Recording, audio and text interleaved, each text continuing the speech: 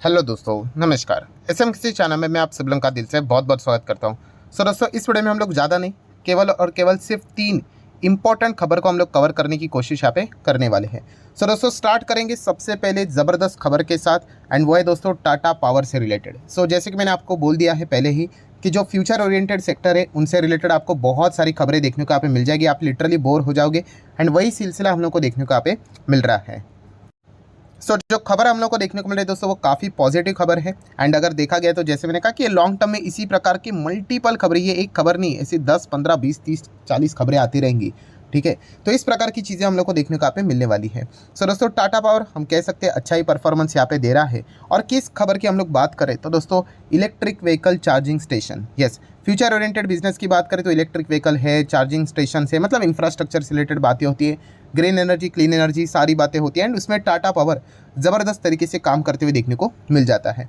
And इसी में ही अगर हम लोग बात करें तो इस एक पॉइंट को मैंने इसके पहले भी कवर किया था कि सरकार ने भी खुद कहा था कि इलेक्ट्रिक व्हीकल को बढ़ावा देना है, तो इलेक्ट्रिक व्हीकल चार्जिंग स्टेशंस मतलब इंफ्रास्ट्रक्चर भी अक्रॉस द नेशन होने चाहिए। ठीक है, कॉमन सेंस वाली बात है ना, सिर्फ गाड़ी लेकर रास्ते पे क्या घूमेंगे, बीच में गाड़ी बंद हो गई तो चार्ज कैसे करोगे, तो इंफ्रास्ट्रक्चर भी तो चाहिए। एंड इसी के ऊपर सरकार फोकस लगातार देते हुए देखने को मिल रही है। एंड जैसे कि मैं इसके ऊपर मैं बहुत सारे वीडियोस बना चुका हूँ कि सरकार ने यही कहा था कि 22,000 ईवी चार्जिंग स्टेशंस आने वाले समय में वो क्या करने वाले हैं, ऑयल मार्केटिंग कंपनीज के यहाँ पे सेटअप करते हुए देखने को मिलने वाले हैं। ऑयल मार्केटिंग कंपनीज मतलब वही जो बीपीसीएल की बात करें, एचपीसीएल की बात करें, इंडियन ऑयल की बात करें, उनके ऑलरेडी पेट्रोल पंप है ना, उसी के इधर आपको इलेक्ट्रिक व्हीकल चार्जिंग स्टेशन भी देखने को यहाँ पे मिल जाएंगे। कितने?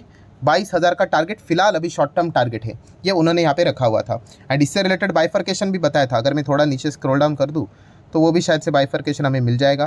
थोड़ा और नीचे यहाँ पे आना पड़ेगा। यस, आप यहाँ पे देख सकते हो। उसमें से हम कह सकते हैं दोस्तों कि 22,000 में से 10,000 कौन इंस्टॉल करेगा, Indian oil corporation, Indian oil की अगर हम लोग बात करें, ठीक है, आईओसी यहाँ पे इंस्टॉल करेगा 10,000, मतलब हम कह सकते हैं ऑलमोस्ट 50% ऑलमोस्ट इन्हीं के पक्ष में जाते हुए देखने को मिला है। देन बीपीसीएल कितना करेगा? 7,000।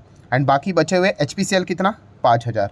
डेफिनेटली दोस्तों ये जो चार्जिंग स्टेशन यहाँ पे सेटअप करेंगे तो इनका तो एक्सपर्टीज़ है नहीं, तो ये तो ऑयल मार्केटिंग कंपनियाँ हैं।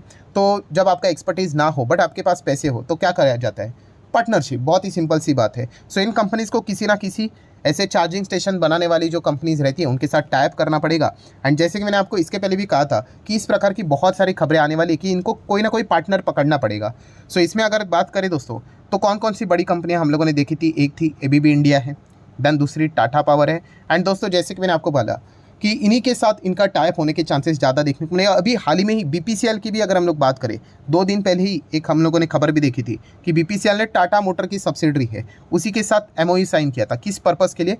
कि 7,000 ईवी चार्जिंग स्टेशंस या फिर पॉइंट्स उनको बनाने 2024 तक, जो अभी मैंने आपको डेटा दिखाया।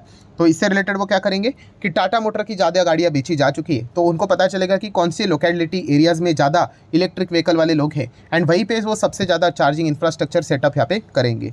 टाटा ग्रुप के साथ हम लोग को एक टाइप होते हुए देखने को यहाँ पे मिल चुका है। एंड उसके बाद जैसे कि मैंने आपको बताया कि जिस खबर का हम लोग इंतजार कर रहे थे वो फाइनली आ गई।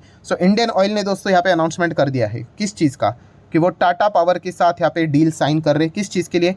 कि वो electric vehicle charging points petrol pump के इधर बनाने ना 10,000 बनाने, बट यस 500 के आसपास, 500 प्लस आप बोल सकते हो।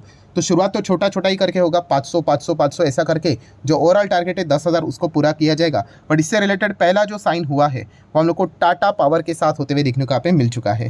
दोस्तों जैसे मैंने कहा कि ज़्यादा ऑप्शंस अवेलेबल ही नहीं है बड़े स्तर पर। अगर हम लोग बात करें एबीबी इंडिया, टाटा पावर, यही कंपनियाँ हम लोग को वर्क करते हुए देखने को मिल जाती है ईवी चार्जिंग पॉइंट्स में अगर बात करें तो।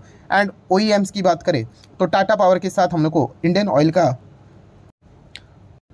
टाइप होते हुए देखने को यहाँ पे मिल चुका है।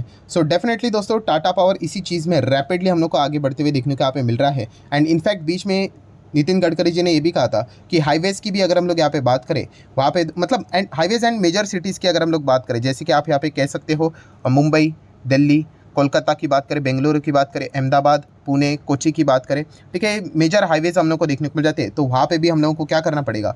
अगर इलेक्ट्रिक व्हीकल अगर किसी को लेकर जाना है तो चार्जिंग स्टेशन पॉइंट चाहिए कि नहीं? तो इसी से रिलेटेड ये सेटअप हम लोग को चलते हुए देखने को मिल रहा है। एंड अगर इसमें अगर देखा गया तो टाटा पावर ही हम लोग को लीडिंग पोजीशन पे आगे चलते हुए देखने को यहाँ पे मिल रहा है। एंड इसी का फ़ायदा जैसे मैंने कहा कि टाटा पावर को भविष्य में भी लगातार मिलने वाला है, क्योंकि हमारा देश इतना बड़ा है। ठीक है, ये तो जस्ट अभी स्टार्ट है। मैंने आपको पहले ही कहा है कि 1% भी नहीं, जस्ट अभी अभी काम शुरू हुआ है, 500 चार्जिंग स्टेशन पॉइंट से कुछ भी यहाँ पे होता नहीं है। ठीक है, टाटा पावर का जो लक्ष्य है वो 2025 तक 1 लाख चार्जिंग स्टेशन का यहाँ पे बना हुआ है। ठीक है, तो उस हिसाब से आप चाहो तो इस कंपनी को जरूर स्टडी कर सकते हैं। सबको बताया लंबी अवधि में ये कंपनी काफ़ी अच्छा परफॉर्मेंस दे सकती है। जो इम्पेशेंट रहेगा वो इसमें कुछ कमा नहीं पाएगा, टॉप पे खरीदेगा, बॉटम पे 200 पे आ गया तो भाग जाएगा। ठीक है, ये चलता रहेगा। एनीवेज, सो टाटा पावर की बात करें, अच्छा परफॉर्मेंस दे रहे हैं। हाँ, बट यस, टाटा पावर की जो जर्नी थी पहले इतना एकदम ऐसे मक्खन की तरह थी, स्मूथ जर्नी बोलते ना कि बढ़ते चलो बढ़ते चलो बढ़ते चलो, बट अभी ऑब्स्टिकल्स आने वाले, क्योंकि आपको पता ही है, इसके ऊपर भी मैंने वीडियो बनाया कि अदानी भी एंट्री करते हुए देखने को मिल चुके हैं। 75,000 ईवी चार्जिंग स्टेशंस वो 2030 तक सेटअप करेंगे,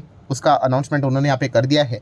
सो बीच में वो अटके हुए थे, ये जो सारा कॉन्फ्लिक्ट हम लोग को देखने को यहाँ पे मिला था। ठीक है, अभी जस्ट यहाँ पे हम कह सकते हैं कि फॉर्मेलिटीज़ बाकी है, सुप्रीम कोर्ट एक बार इनको क्लीन चिट यहाँ पे दे दे तो फिर इनके मैक्सिमम पॉइंट्स यहाँ पे हम कह सकते हैं जो प्रॉब्लम्स थे वो खत्म यहाँ पे हो जाएंगे। सो वापसी हम इनकी यहाँ पे होते हुए देखने को मिल जाएगी। पहले टाटा पावर अकेला ही यहाँ पे चलता था, अभी इनको अदानी के साथ कम्पीट करना यहाँ पे पड़ने वाला है। और जो कॉम्पिटिटर भी देखने को मिल रहा है वो भी कोई ऐसा वैसा कॉम्पिटिटर नहीं, बहुत ही तगड़ा कॉम्पिटिटर देखने को मिल रहा है। सो नेक्स्ट अगर हम लोग बात करें दोस्तों तो अदानी से रिलेटेड ही, तो अदानी ग्रीन एनर्जी ये भी एक बड़ी कंपनी, आप सभी लोगों को पता है।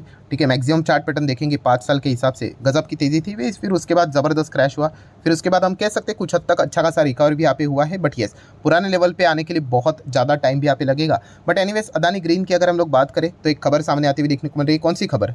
तो आप सभी लोगों को पता है इन्होंने बहुत ज़्यादा कर्जा लेके रखा हुआ है। सो इसी चीज़ को पे करने के लिए अभी बॉन्ड को पे करना है उनको।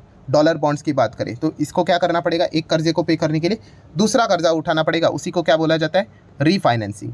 तो यहाँ पे हम कह सकते हैं अदानी ग्रीन यहाँ पे $410 मिलियन का रीफाइनेंस करने वाले हैं, उनके जो 2024 के जो डॉलर बॉन्ड्स है उनको पे करने के लिए। ठीक है, क्योंकि इसमें वो डिफ़ॉल्ट नहीं कर सकते। मैंने एक बीच में वीडियो भी बनाया था कि ये जो शब्द होता है डिफ़ॉल्ट होना, ये मतलब लिटरली कंपनी की हालत ख़राब यहाँ पे कर देगा। ठीक है, तो इसीलिए कुछ भी वो जुगाड़ करेंगे बट पैसा वो लेकर आ जाएंगे, चाहे वो अपनी कंपनी की ना बेच दे, कोई एक दूसरी सब्सिडरी बेच दे, कोई भी कंपनी बेच दे, बट वो पैसा ज़रूर लाएंगे, डिफ़ॉल्ट नहीं होना चाहिए। एंड इसी से रिलेटेड आप देख सकते हो रीफाइनेंस करें। अभी पहले कैसा होता था कि रीफाइनेंस करने के लिए बहुत इनको तकलीफ होती थी, अभी तो उन्होंने बहुत सारे पैसे मार्केट से उठाए हुए हैं, तो शायद से वो इजीली किसी को भी कन्विंस यहाँ पे कर सकते हैं। सो ये पॉइंट हम लोग को फिलहाल तो देखने को यहाँ पे मिल रहा है। नेक्स्ट अगर हम लोग यहाँ पे बात करेंगे दोस्तों तो इन्फोसिस, यस इन्फोसिस की बात करें, एकदम बड़ी company, large cap company, blue chip company, 5 साल में डबल करने के हिसाब से इसको फोकस में यहाँ पे रखा जाता है।